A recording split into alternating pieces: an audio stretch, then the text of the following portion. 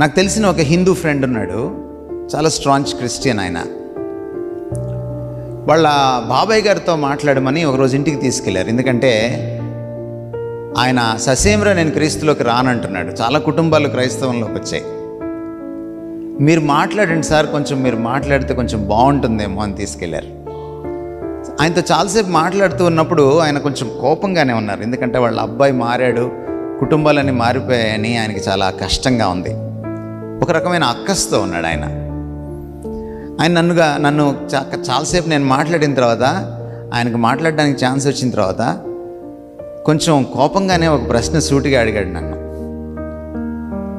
మాలో లేనిది మీలో ఉన్నది ఏంటి సార్ అని అడిగాడు. ఎందుకంటే హిందూ మతం చాలా సంపన్నమైన మతం. సంప్రదాయాలు, సంస్కృతి, భాష, మీరు ఏదైనా తీసుకోండి, చాలా సంపన్నత ఉంటుంది అందులో. ఏం తక్కువ మాకు? మీలోకి రావాల్సిన అవసరం ఏంటి? మాలో లేనిది మీలో ఉన్నదేంటి? అప్పుడు నేను అన్నాను అనమాట, సార్ నేను జవాబు చెప్పచ్చా అని ఆయన పర్మిషన్ అడిగి, ఒక్కటే సార్, హిందూ మతం చాలా గొప్పది, ఇతర మతాలు కూడా చాలా గొప్పవే,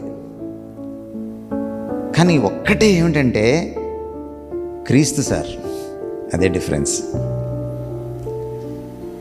మీ మతాల్లో ఒక మనిషిని తీసి పక్కన పెడితే, ఒక దేవుణ్ణి తీసి పక్కన పెడితే ఇంకో దేవుడు ఉంటాడు. ఓ పుస్తకాన్ని తీసి పక్కన పెడితే ఇంకో పుస్తకం ఉంటుంది. కానీ ఇక్కడ క్రీస్తుని తీసి పక్కన పెడితే క్రైస్తవం కుప్పకూలిపోతుంది. క్రిస్టియానిటీ అంటే it beats around the person of Christ, the character of Christ, the work that he has done, the finished work of Christ on the cross.